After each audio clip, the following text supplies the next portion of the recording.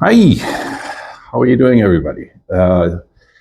So recently at the Little Sister Bar and Restaurant in Toronto, a rum crossed my path completely by accident. That was the US made Erie White Rum, which is made in Northeast Pennsylvania by the Erie Distillery. This was founded in 2019 by Mr. David Harkness, and this is a guy who has been playing around with his distillation techniques, sort of like a hobby, since about 2007. And, you get the impression from the website blurb that he's something of a cheerful mad scientist, and he experiments with products as varied as limoncello, moonshines, whiskey, vodka, white rum, take your pick. So in other words, he reminds me a lot of many small distilleries that are trying to make cash flow. Think of the New Australians, for example. And, they put a little extra in there and trying to wring as much products as possible out of their still to sell to just about anybody who might want to drink, right? Now, that said, it's kind of unclear to me what the production process is of this 40% white rum.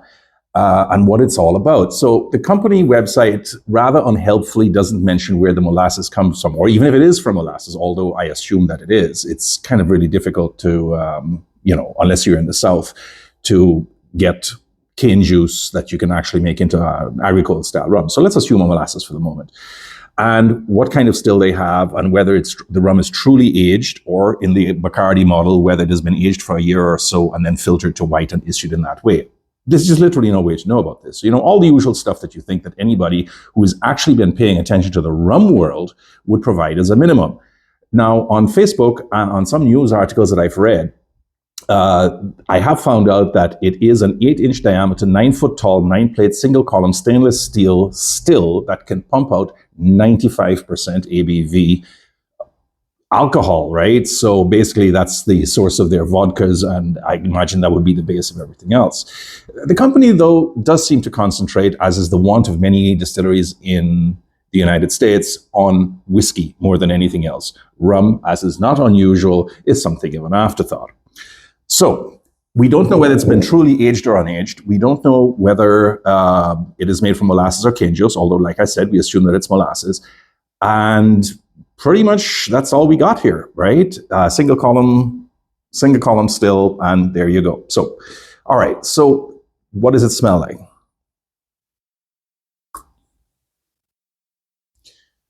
This is now about the fourth or fifth time I'm trying this particular sample that I picked up from Robin Wynn, because he was gifted the bottle and he didn't know anything about it either.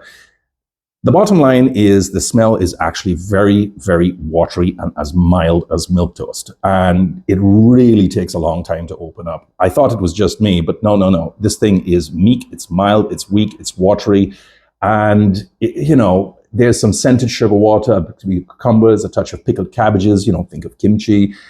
But a more assertive lemon taste starts to kind of like come into it after a while and can be smelled more distinctly. Now you can get some cucumbers and pimentos if you really want to reach for it.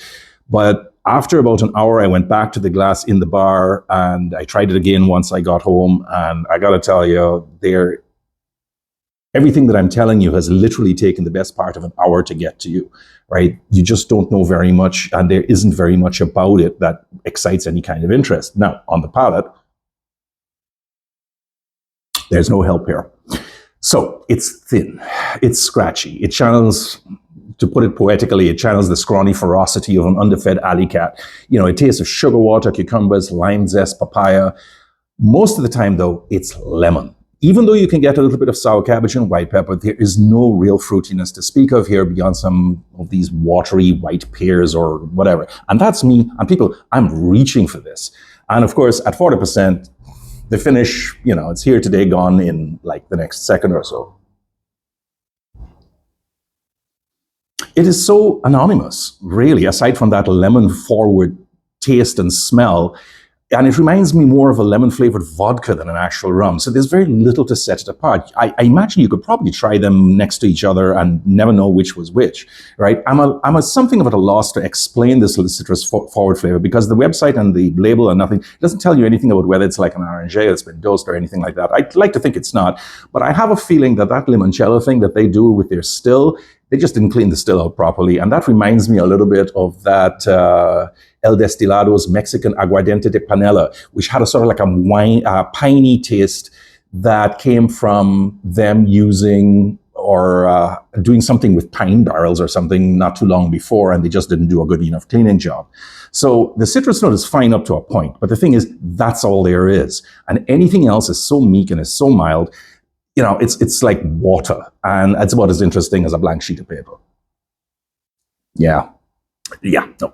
So, lest you think I'm being unduly critical, unduly harsh, I want you to think of all those small and passionate distilleries in countries around the world, whether it's Mojoba in South Africa, in rural Mexico, that's the Charandas in Oaxaca, the Clarins of Haiti, the Rums of Cabo Verde, the tiny distilleries in Laos, Vietnam, Cambodia, Japan, Australia, New Zealand, and that's just a few of them, and meditate on the difference between the sort of character that they bring to their work and in between their occasional successes and even their magnificent failures.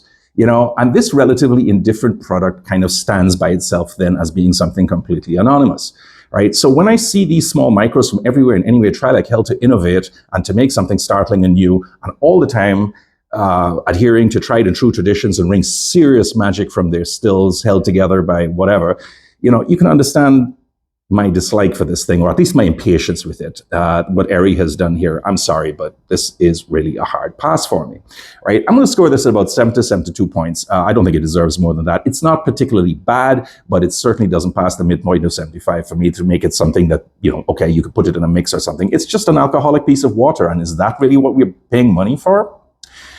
I'm going to go with an opinion here just to close things off really quickly, right? Now, people think I enjoy writing snarky reviews or talking on air about rums that are occasionally that people might like, made by small local distilleries, which some believe, and I've been told this on more than one occasion, they should be supported until they get their shit up to scratch. Now, admittedly, low rent, indifferently made rums are fun to write about, to eviscerate, and I use the language to its potential for a spin, and that's really enjoyable. But the truth is really more nuanced.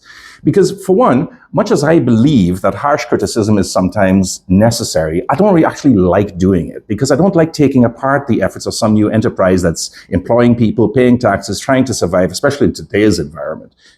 Also, as an advocate for the spirit itself, I know it's not always possible to make a good hooch right out of the gate, much as I might want them to do better. So perhaps I should cut them a bit more slack.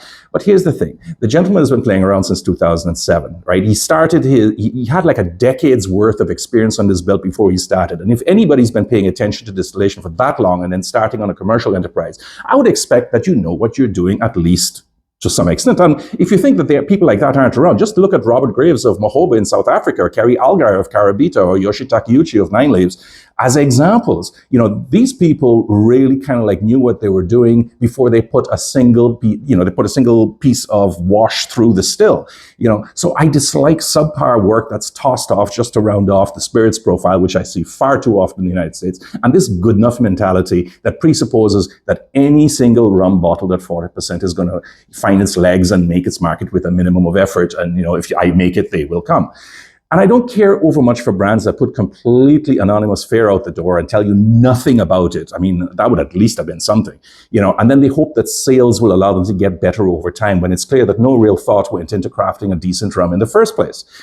They went in with a hope and a prayer, and we have to subsidize improvement that they couldn't make in the first place while they figure things out in the future?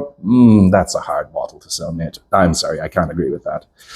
All right, so that's my opinion, as well as my review. As I said, 72 points of a rather unenthusiastic rum from Erie Distillery in Pennsylvania. And I did try actually to contact them to find out any more about it, but I never got any feedback there. So I'm afraid I just had to go with it as it went. That's it for me for today. And have a very nice day, everybody. Take care. Bye-bye.